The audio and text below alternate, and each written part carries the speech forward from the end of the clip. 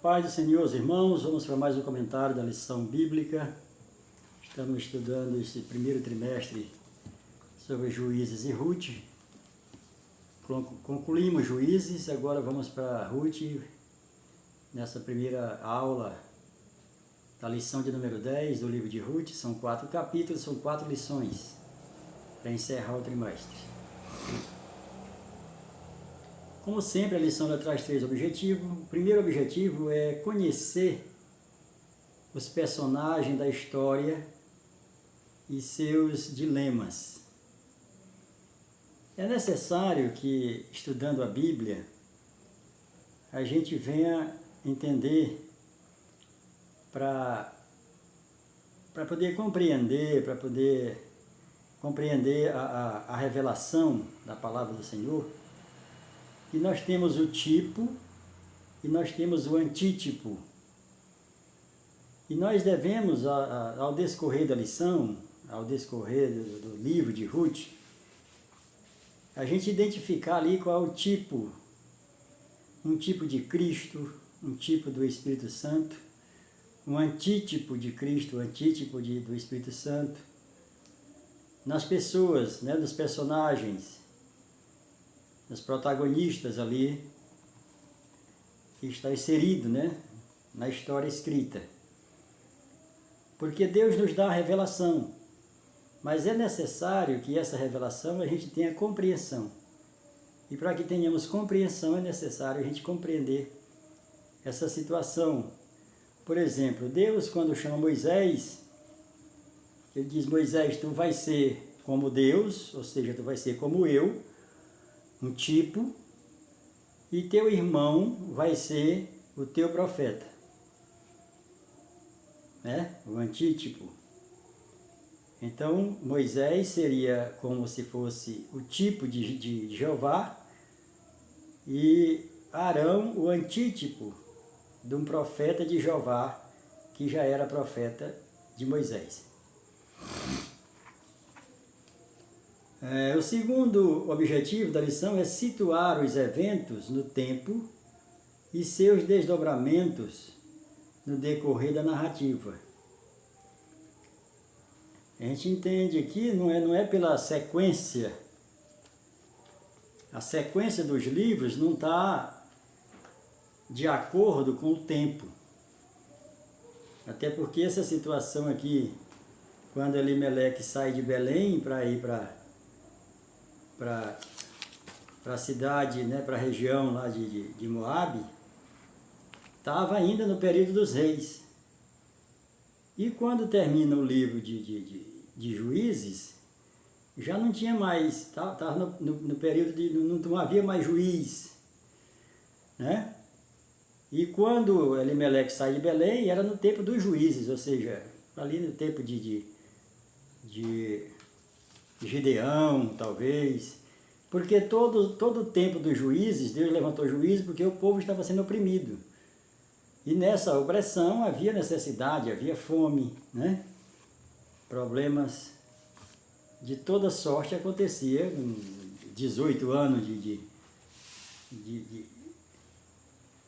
de opressão, né, por uma nação pagã, 15 anos, 18 anos, 20 anos, 12 anos, então era muito tempo.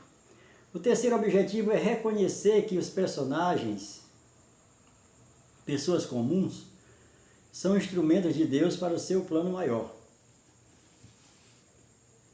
Comuns para nós, né? Que falamos pessoas comuns porque não está ali listado na linhagem, não está, né? Mas não são comuns porque aquilo que Deus chama, aquilo que Deus separa. O próprio Jesus disse como é que você chama comum, né? E no caso lá do versículo até imundo, aquilo que Deus consagra, aquele que Deus chama, né? Tá ali, a palavra foi para Pedro, né? Que não queria ir pregar na casa de Cornélio. Pois bem, a lição de hoje, a lição de número 10, inserida no primeiro capítulo do livro de Ruth, e o título da lição é a emigração para Moabe e o retorno a Belém. O texto áureo diz: nos dias em que julgavam os juízes houve fome na terra.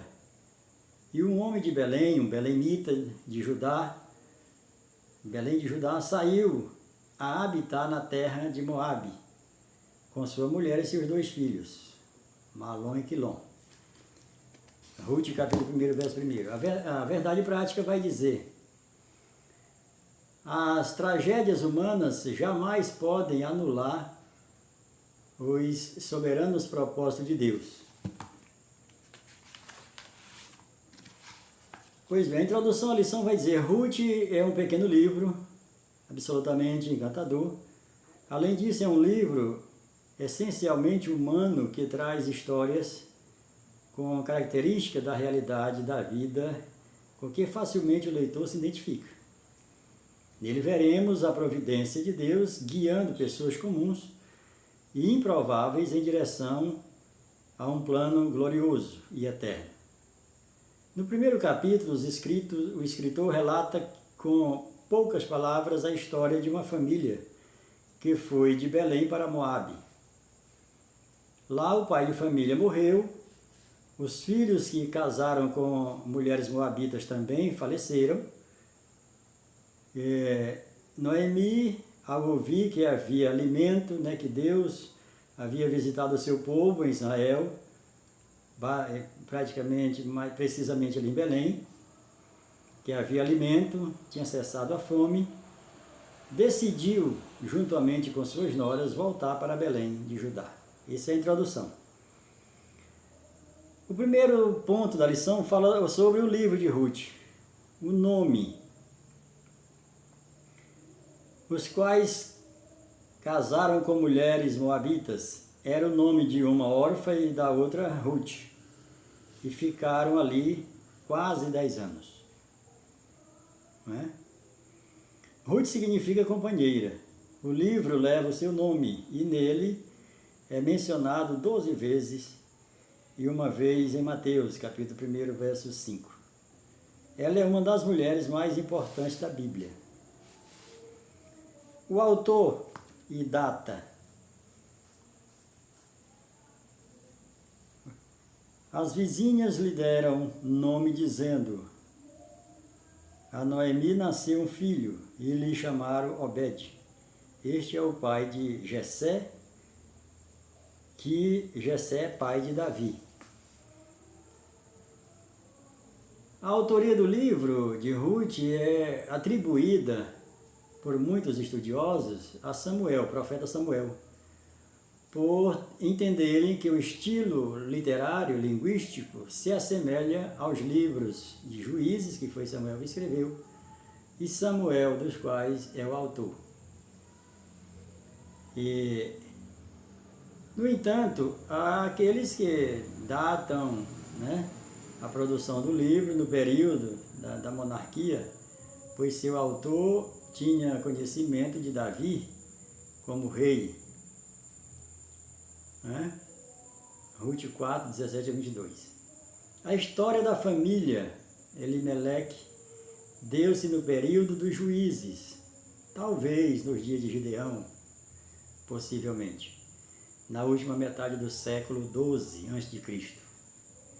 1200 anos, aliás, século 12 antes de Cristo, 10 séculos, 1200 anos antes de Cristo. A drama da fome e da emigração. Nos dias em que julgavam os juízes, houve fome na terra, e isso aconteceu várias vezes, porque toda vez que Deus levantava um juiz, as coisas andavam, voltavam à obediência a Deus, restauravam o culto, restauravam aquilo que o Senhor requeria do seu povo, e aí Deus novamente livrava ele das mãos dos inimigos e os prosperava. Então, saiu, pela escassez de alimentos, saiu de Belém, o Elimeleque com sua família, saiu de Belém de Judá, mais precisamente ali de Efrata, para morar nas terras de Moabe. a uma distância de 80 quilômetros, né, a leste do Mar Morto. Belém era uma cidade a cerca de 8 quilômetros ao sul de Jerusalém. O nome Belém, a cidade de Belém, o nome significa Casa do Pão, né?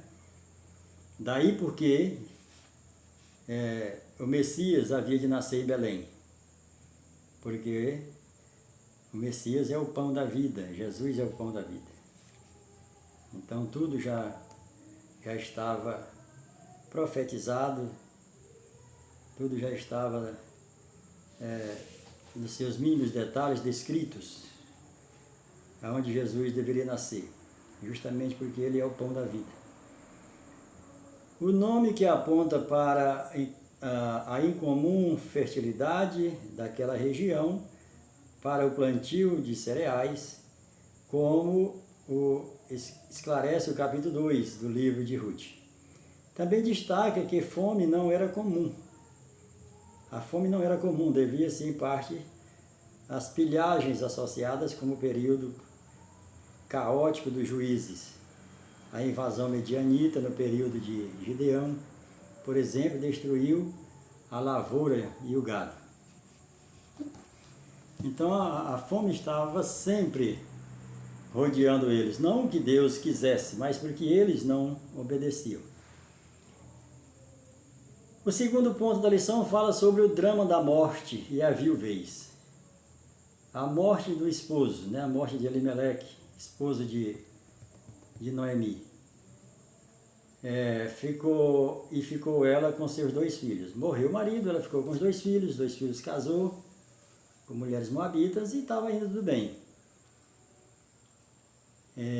A morte, em certo sentido, é um dos acontecimentos mais naturais da vida. Todos os homens são mortais e têm o tempo, né? Nós temos um tempo.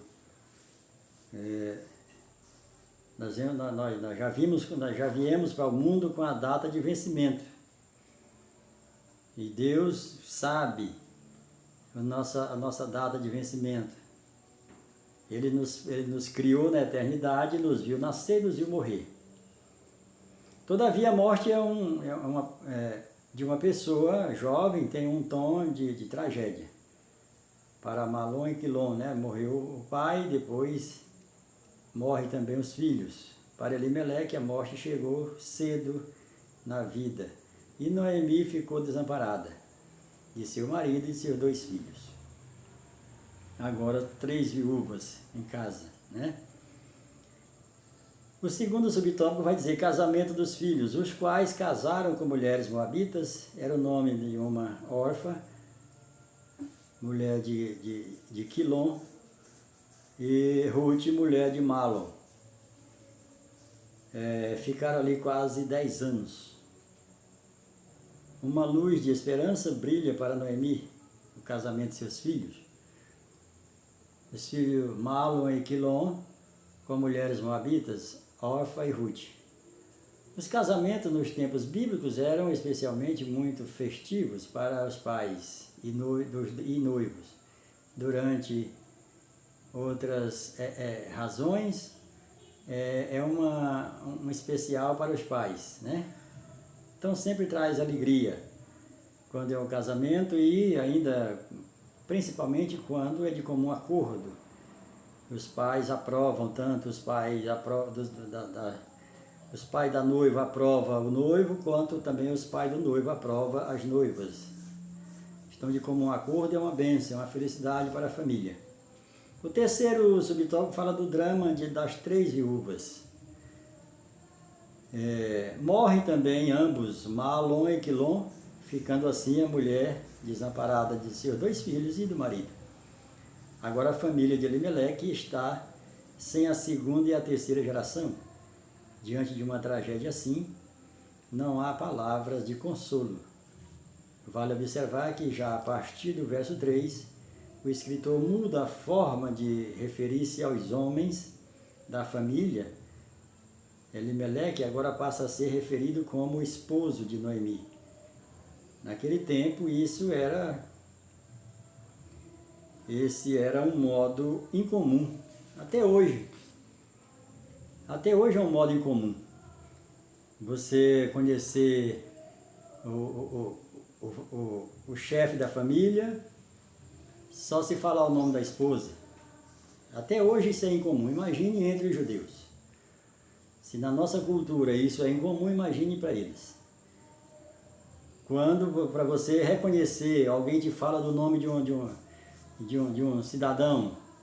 Tu conhece o Paulo? Não.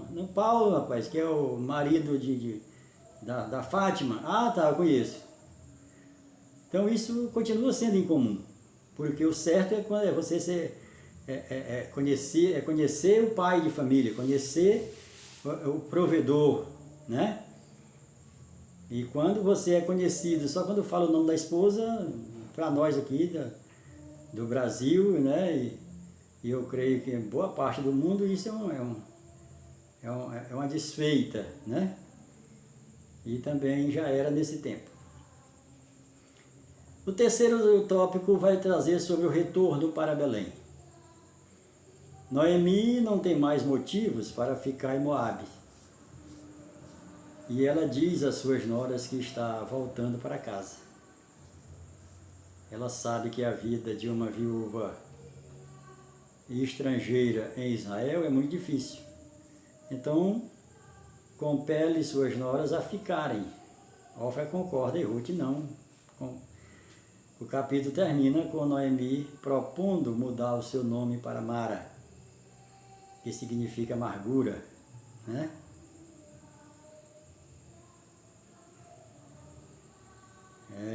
Justamente por conta daquele acontecimento, quando o Israel estava atravessando o deserto e chega na região de Mara e as águas são amargas.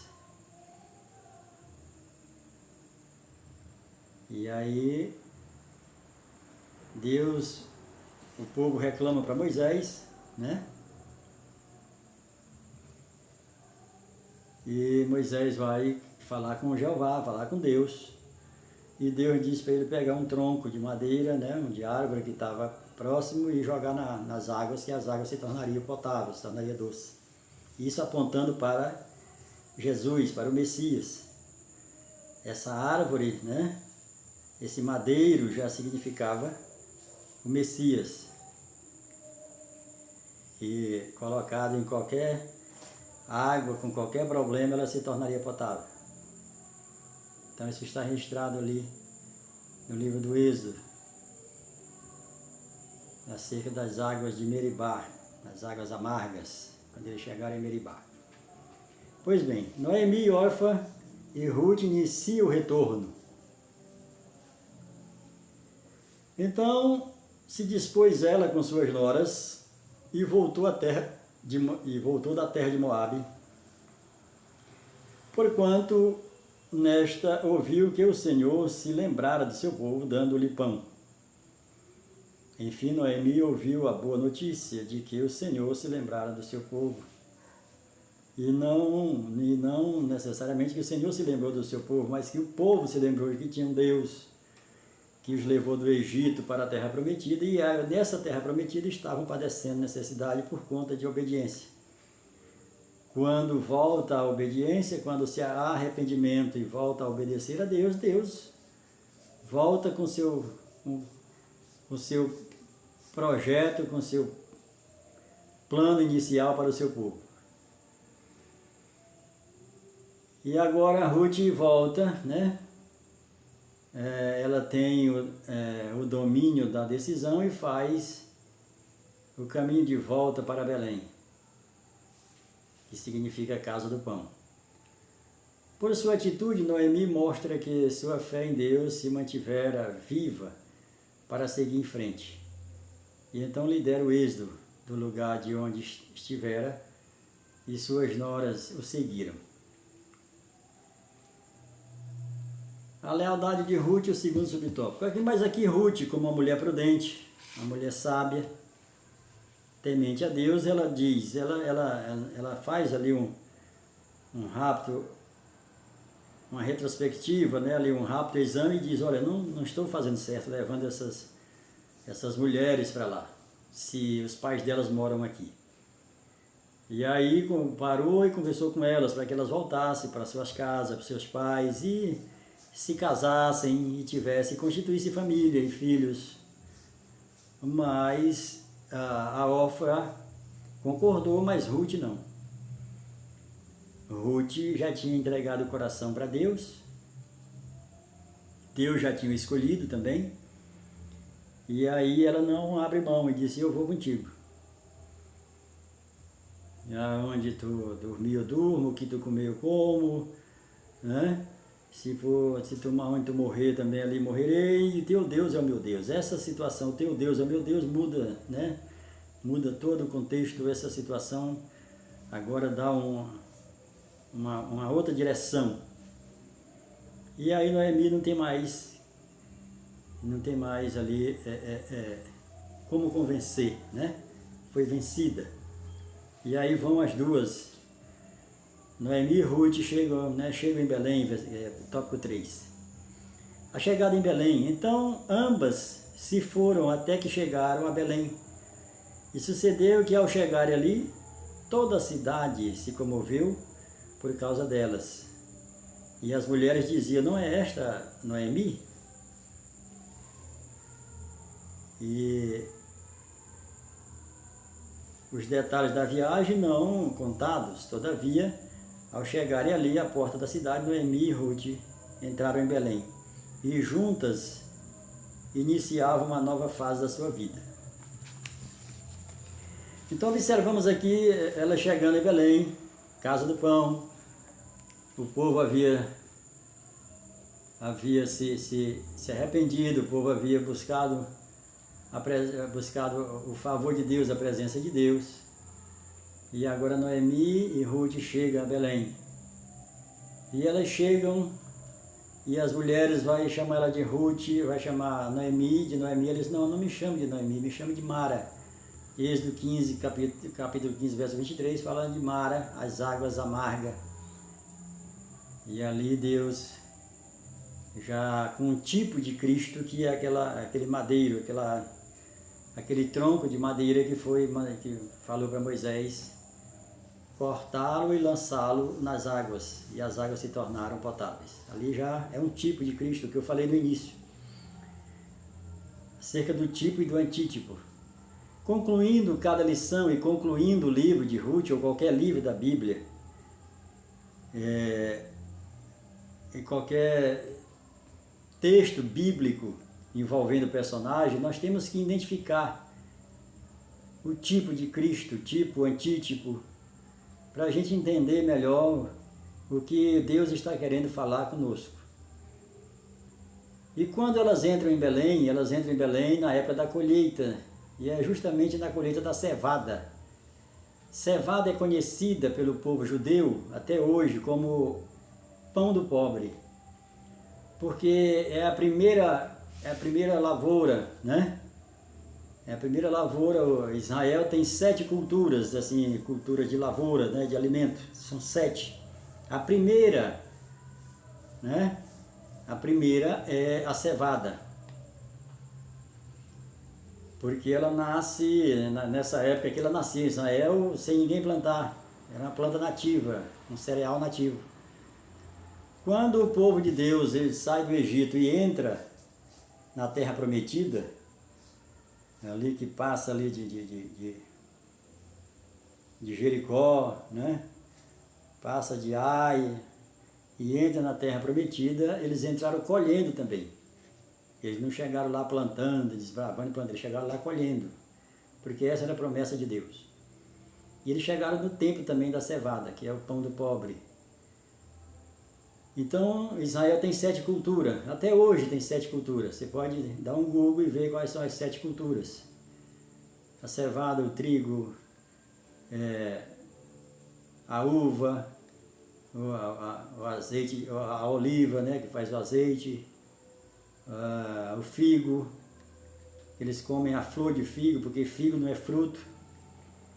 O figo é um botão da flor. Quando o botão está pronto para explodir, é a hora que eles colhem que o figo está pronto para comer.